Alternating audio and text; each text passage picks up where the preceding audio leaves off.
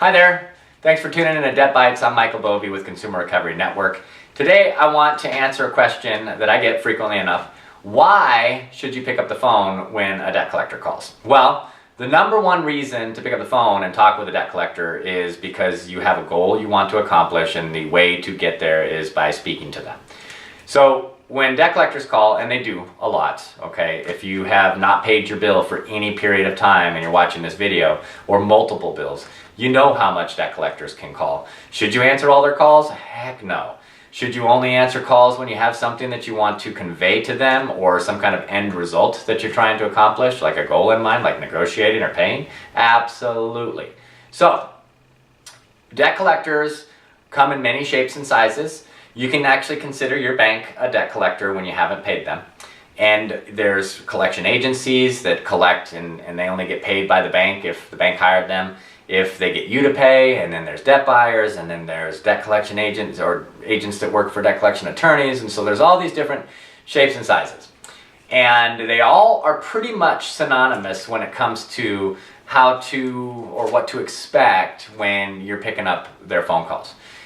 Again, if you have absolutely nothing to say, or you have no productive goals that you're trying to reach, or at least right now, there's very little reason to be on the phone with a debt collector. Some of the times it's just aggravating. Debt collectors are designed to call frequently, exhibit or exert pressure, and have some pressure type of statements. I had a video up just recently about, debt collectors that, okay, well, I'm just going to mark your account refused to pay. That's just a pressure tactic. Means next to nothing. But that's what they do. They press these buttons. They've got you on the phone. That's hard to do. Most of us just want to ignore debt collection calls.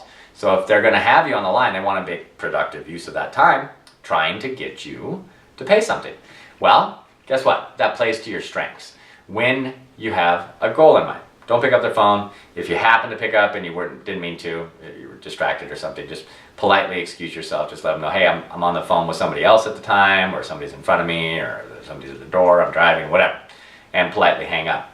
But if you're on the phone with them and you want to entertain your options, you want to know, don't just do it blindly. Don't just like, oh, I'll feel them out by talking to them, because they're keying off of certain things you say. They have real-time access to your credit report. They're seeing things about you, spending patterns, other credit habits, other you just applied for credit or a mortgage or something like that will trigger these calls if they were silent for a long time.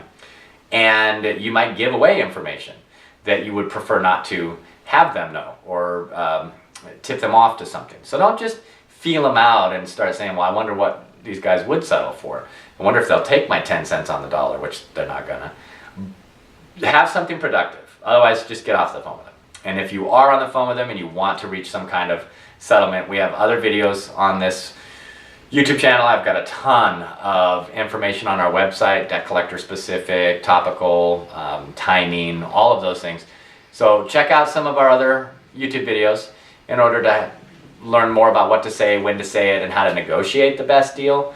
But listen, here's the key takeaway, and I want you to understand something. You are going to get the best outcome when you're trying to resolve a debt with a debt collector, typically by speaking with them first, not over letters and emails or anything like that. So it's important. The phone is a tool. You're going to want to use it. Once you have that dialogue, you get your agreement all worked out, make sure you get it from them in writing before you pay. But the phone is the first tool in your toolbox. Well, cash, money, able to resolve the debt if you are able to negotiate it for what you can pay. And then use the phone to get there. See you on the next video.